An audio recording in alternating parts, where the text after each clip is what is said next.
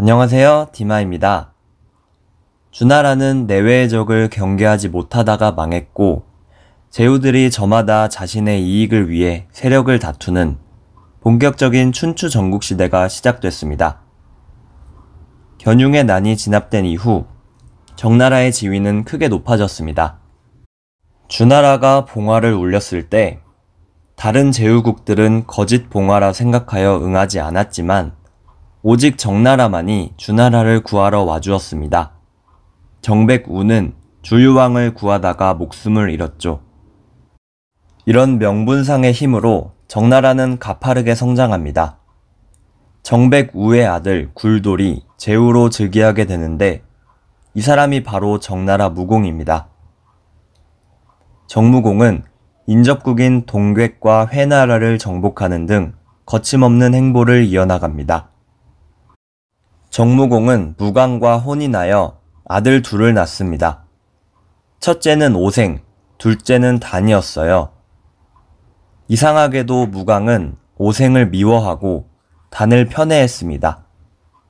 그 이유에 대해서는 다양한 기록이 있는데요. 출산 과정에 문제가 있었다는 기록이 많습니다. 오생의 이름이 잠깰 오자에 날 생자인 것이 그 증거죠. 어쨌거나 무강의 편애는 지나쳤습니다. 오생 또한 어머니가 자신을 싫어한다는 사실을 알았지만 그럼에도 그는 어머니를 공경했습니다. 시간이 흘러 정무공이 죽고 오생이 제후 자리에 앉게 됩니다. 그가 바로 정장공입니다. 무강은 오생이 아닌 단이 즉위하길 바랐습니다. 무강은 정장공에게 가서 단에게 영지를 주라고 부탁합니다. 영지를 주지 않으면 차라리 다른 나라로 추방해서 벼슬살이를 시키라고 말하면서요. 그러니까 정장공에게 거의 협박을 한 셈입니다. 그리고 무강이 요구한 영지는 경성이었습니다. 경성은 이전에 정나라가 병합한 동괴의 수도로 오늘날 우리나라로 따지면 부산 정도의 대도시입니다. 정장공은 나라가 혼란스러워질 것을 예상했지만 차마 어머니의 부탁을 거절하지는 못했습니다. 중신들의 만류에도 불구하고 그는 단에게 경성 땅을 맡깁니다. 정장공과 달리 단은 지혜롭고 현명한 인물이 아니었습니다. 단은 경성의 부임에 가서 지역 관리와 백성들을 수탈했습니다. 또 군사를 기르기 시작했습니다. 신하들은 정장공에게 단을 막으라고 여러 차례 간언했지만 정장공은 태연해 보였습니다. 공자 여는 그런 느긋한 모습을 참다 못해서 정장공에게 직접 찾아갑니다.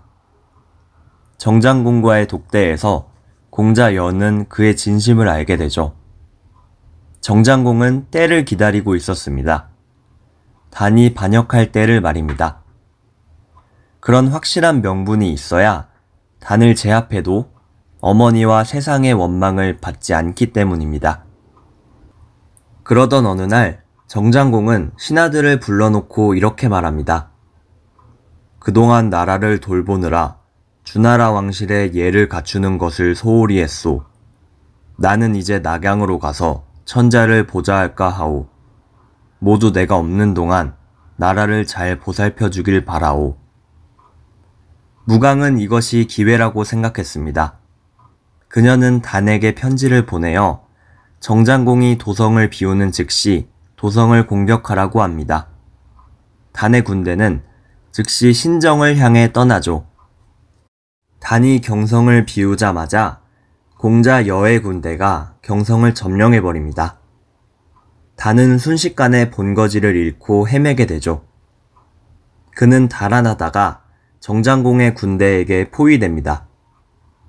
결국 단은 스스로 목을 찔러 자살하게 됩니다. 정장공은 자신의 어머니 무강마저 멀리 귀양 보냅니다. 그녀가 모든 일의 화근이었기 때문입니다. 하지만 정장공의 마음은 편하지 않았습니다. 이때 정나라에 영고숙이라는 사람이 있었습니다. 그는 정장공과 무강을 화해시키고 싶어 했습니다.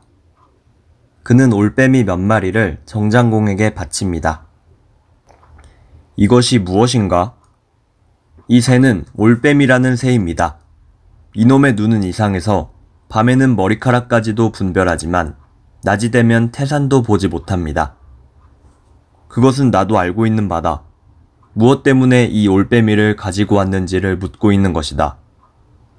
하운데 올빼미는 성질이 이상하여 어릴 적에는 어미의 보살핌을 받고 자라지만 일단 성장한 후에는 어미를 쪼아먹어 끝내는 죽음에까지 이르게 합니다. 그래서 세상 사람들은 이 새를 불효의 새라고 하여 미워합니다. 그렇습니다. 영고숙은 정장공의 불효를 꼬집은 것입니다. 정장공은 영고숙을 시험하기 위해 새끼 염소의 다리를 그에게 줍니다. 영고숙은 사양하지 않고 그것을 자기 품속에 넣죠. 그대는 고기를 먹지 않고 어째서 천에 싸서 넣느냐? 소신에겐 늙은 어머님이 계십니다. 하운데 신의 집안이 워낙 가난하여 매일 풀반찬만 드렸을 뿐 이처럼 연하고 맛있는 고기를 올린 적이 한 번도 없습니다. 오늘 주공께서 신에게 이처럼 귀한 고기를 주셨으나 고기 맛을 한 번도 보지 못한 집안의 노모를 생각하니 도저히 고기가 신의 목구멍으로 넘어갈 것 같지 않습니다. 그래서 싸가지고 가 어머니께 드리려고 한 것입니다. 정장공은 그의 효성에 감동하여 자기 잘못을 뉘우칩니다. 마침내 정장공과 무강은 극적으로 다시 만나고 정상적인 모자의 사랑을 되찾게 되죠. 이 모든 것이 영고숙의 덕이었습니다. 형제 간의 다툼이 있었지만 다시 비상을 준비하는 정나라. 정나라는 중국의 패자로 부상할 수 있을까요? 다음 시간에 마저 이야기하겠습니다. 재밌게 보셨다면 좋아요와 댓글 부탁드립니다. 내용 보완과 피드백도 환영합니다. 봐주셔서 감사합니다.